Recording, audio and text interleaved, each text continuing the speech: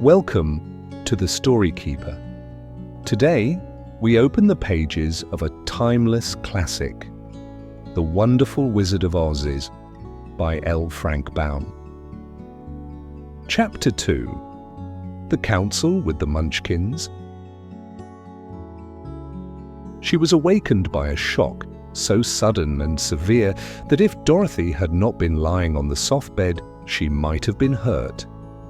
As it was, the jar made her catch her breath and wonder what had happened, and Toto put his cold little nose into her face and whined dismally. Dorothy sat up and noticed that the house was not moving. Nor was it dark, for the bright sunshine came in at the window, flooding the little room. She sprang from her bed and, with Toto at her heels, ran and opened the door. The little girl gave a cry of amazement and looked about her, her eyes growing bigger and bigger at the wonderful sight she saw. The cyclone had set the house down very gently for a cyclone in the midst of a country of marvelous beauty. There were lovely patches of greensward all about, with stately trees bearing rich and luscious fruits. Banks of gorgeous flowers were on every hand, and birds with rare and brilliant plumage sang and fluttered in the trees and bushes. A little way off was a small brook, rushing and sparkling along between green banks, and murmuring in a voice very grateful to a little girl who had lived so long on the dry, grey prairies.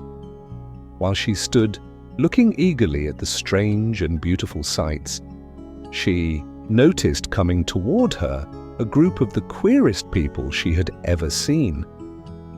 They were not as big as the grown folk she had always been used to, but neither were they very small.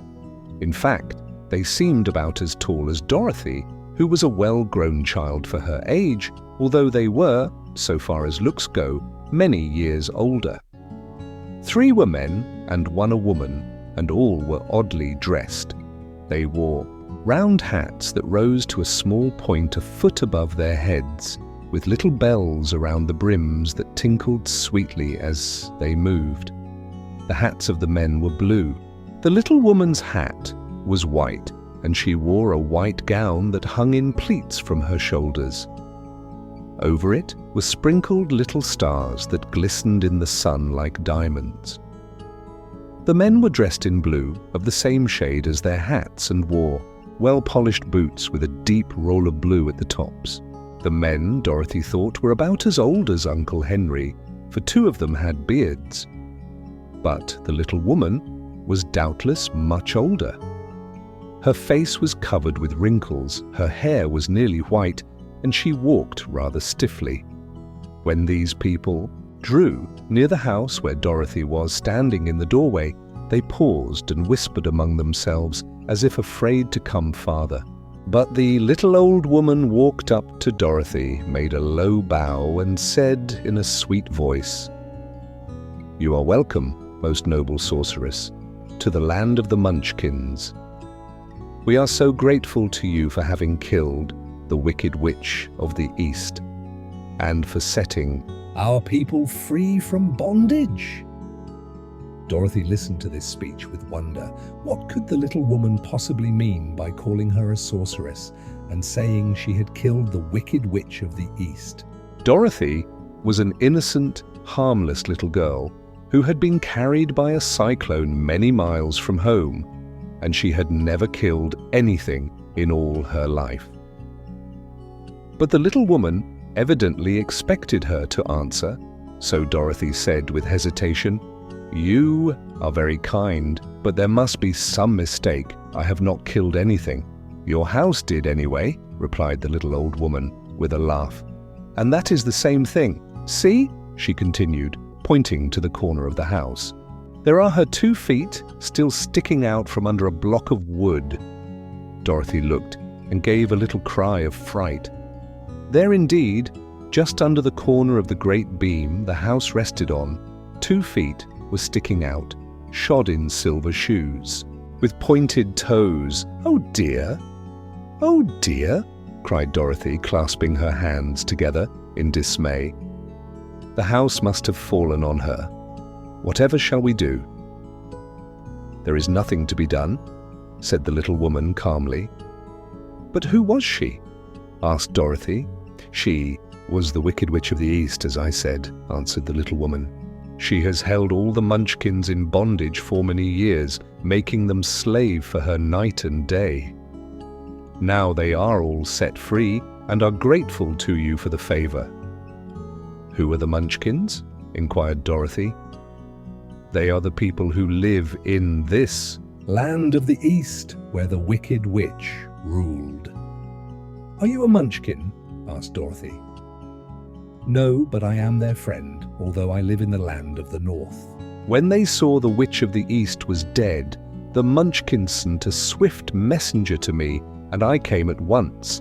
I am the Witch of the North." "Oh, gracious!" cried Dorothy.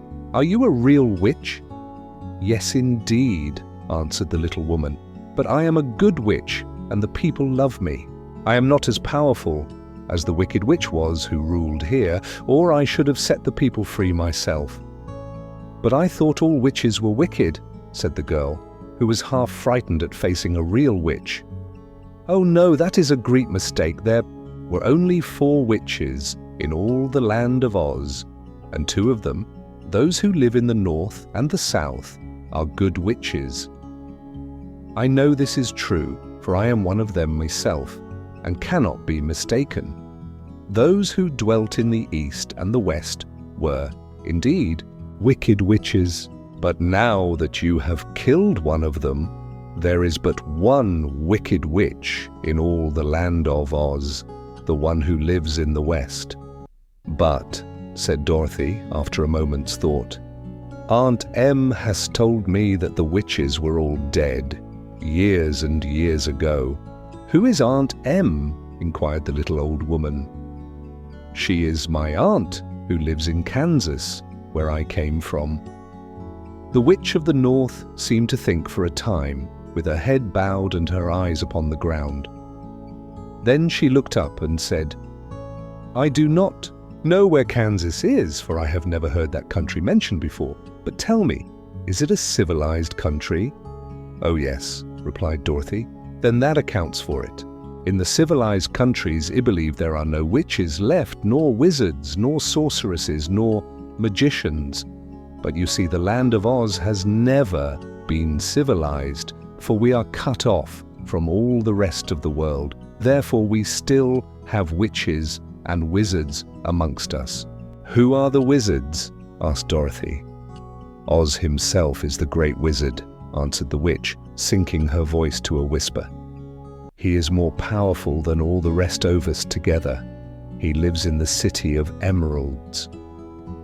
Dorothy was going to ask another question, but just then the Munchkins, who had been standing silently by, gave a loud shout and pointed to the corner of the house where the Wicked Witch had been lying.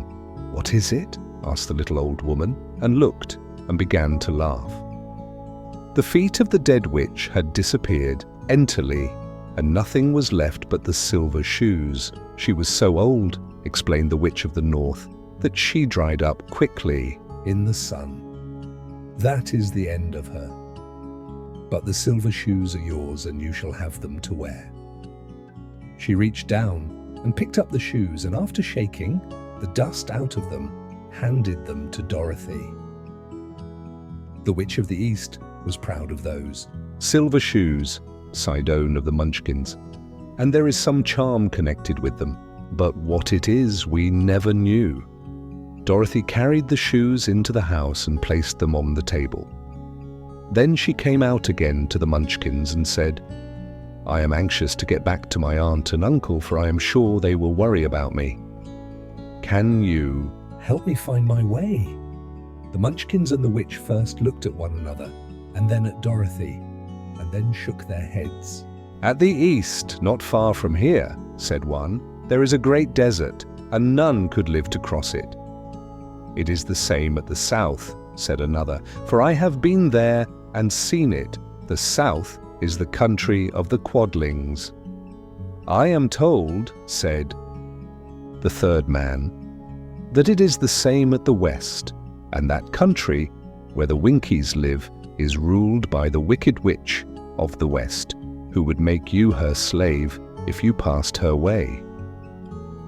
The north is my home, said the old lady, and at its edge is the same great desert that surrounds this land of Oz. I'm afraid, my dear, you will have to live with us. Dorothy began to sob at this, for she felt lonely among all these strange people.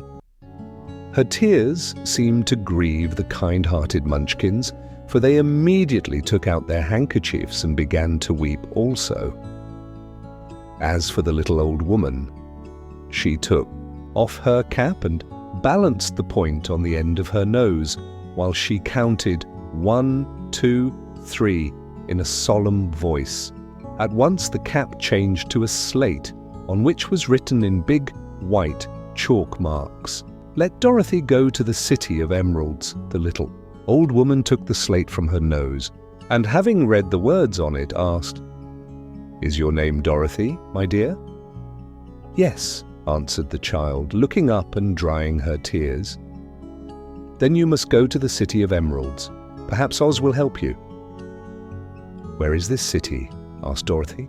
"It is exactly in the center of the country and is ruled by Oz, the great wizard I told you of."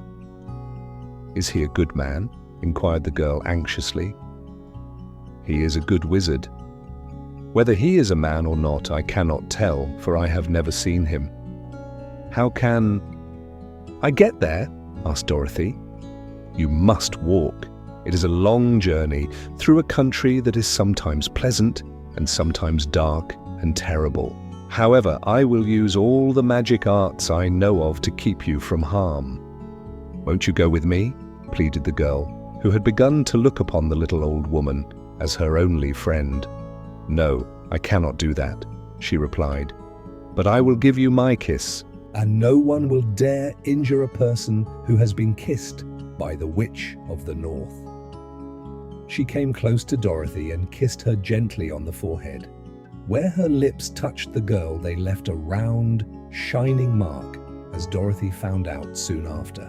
"The road to the City of Emeralds is paved with yellow brick," said the witch, "so you cannot miss it. When you get to Oz, do not be afraid of him, but tell your story and ask him to help you. Goodbye, my dear." Thank you for listening to The Story Keeper. If you enjoyed the journey, don't forget to like, subscribe, and share. More stories await until next time.